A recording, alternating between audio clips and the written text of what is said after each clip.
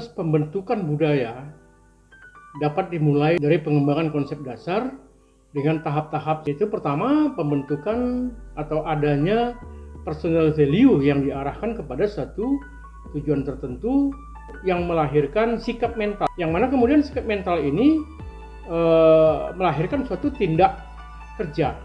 Tindak kerja yang dilakukan secara berulang-ulang akan melahirkan sebuah kebiasaan kerja.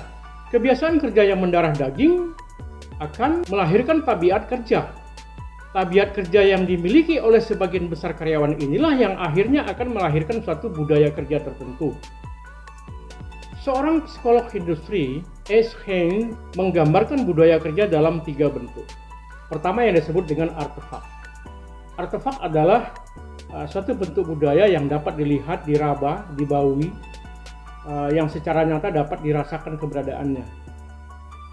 Kemudian yang kedua, tata nilai, yaitu kecenderungan untuk memilih state of affair, yaitu perasaan tertentu terhadap sesuatu. Misalnya nilai-nilai yang dipilih terhadap kualitas, terhadap kejujuran, integritas, kedisiplinan, dan lain sebagainya.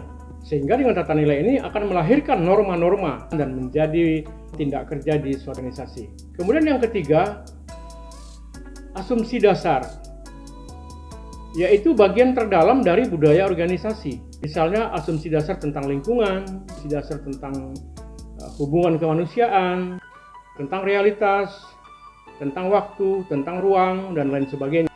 Bila organisasi berasumsi bahwa manusia adalah makhluk Tuhan yang harus dihormati, dan asumsi dasar ini dipercayai dan dimanifestasikan dalam perilaku sehari-hari, yang tampak keluar adalah perilaku saling menghormati antara satu dengan yang lain.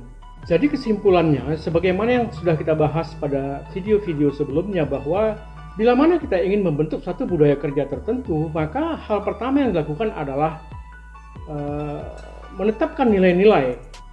Karena dari nilai-nilai inilah terbentuk suatu budaya yang kemudian pembentukan budaya tersebut dapat dirasakan keberadaannya dalam 3 bentuk sesuai dengan apa yang dikatakan oleh S. Hein dalam bukunya The Organizational Culture and Leadership. Dengan nilai-nilai ini, secara sadar maupun tidak, kita telah melakukan suatu pemrograman kolektif terhadap pemikiran setiap orang yang ada di dalam organisasi. Dan pemrograman tersebut termanifestasikan dalam 4 jalan. Yang pertama, simbol-simbol. Simbol-simbol yang memiliki arti khusus bagi anggota dalam pembentukan budaya. Misalnya, apakah itu berbentuk logo, bendera, lagu, seperti misalnya march atau himne, serta lambang-lambang. Kemudian role model, penetapan role model budaya.